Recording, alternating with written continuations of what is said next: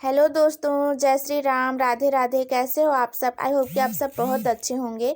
तो आज है विजयदशमी और विजयदशमी की आप सभी को ढेर सारी शुभकामनाएं।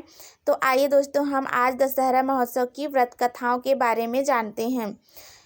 दशहरा महोत्सव की व्रत कथा अच्छाई की बुराई पर विजय का त्यौहार है। भारत में हर त्यौहार का एक खास महत्व और पौराणिक कथा होती है।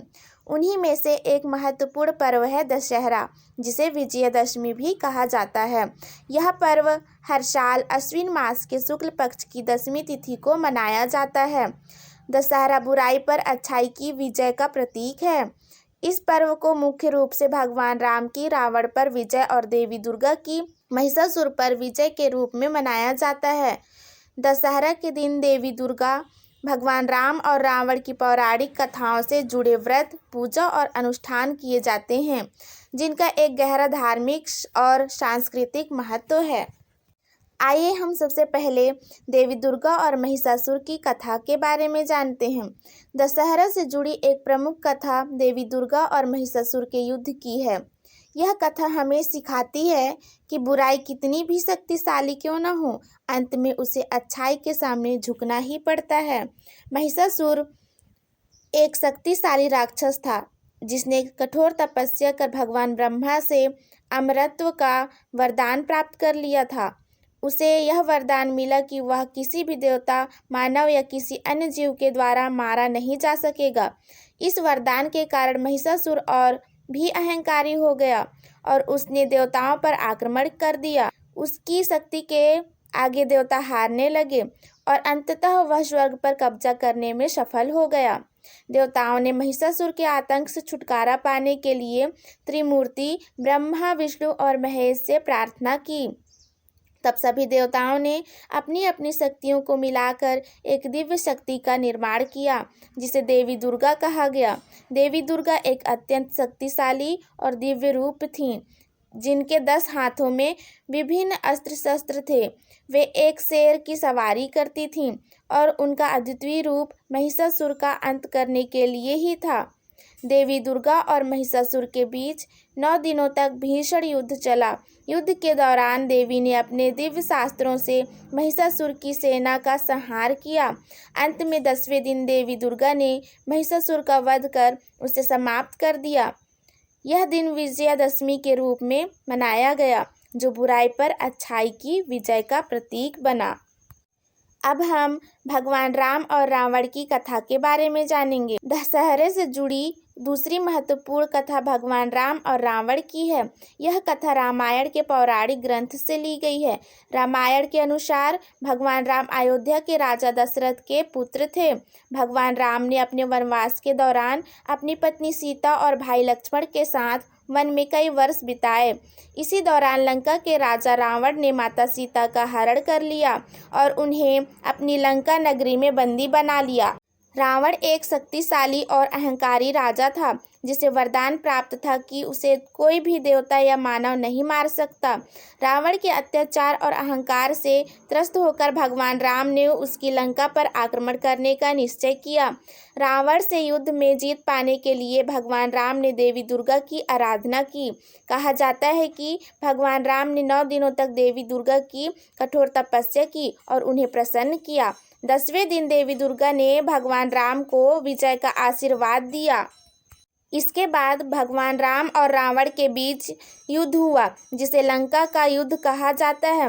यह युद्ध 9 दिनों तक चला और अंत में 10वें दिन भगवान राम ने रावण का वध कर दिया। इस प्रकार बुराई का अंत हुआ और धर्म की विजय हुई। रावण पर भगवान राम की विजय के कारण इस दिन को विजयदशमी के रूप में मनाया जाता है। अब आइए हम दशहरा व्रत और पूजा के महत्व के बारे में जानते हैं। दशहरा न केवल ऐतिहासिक और पौराणिक दृष्टि से महत्वपूर्ण है, बल्कि इसका धार्मिक और आध्यात्मिक महत्व भी है। इस दिन कई लोग व्रत रखते हैं और देवी दुर्गा तथा भगवान राम की पूजा करते हैं।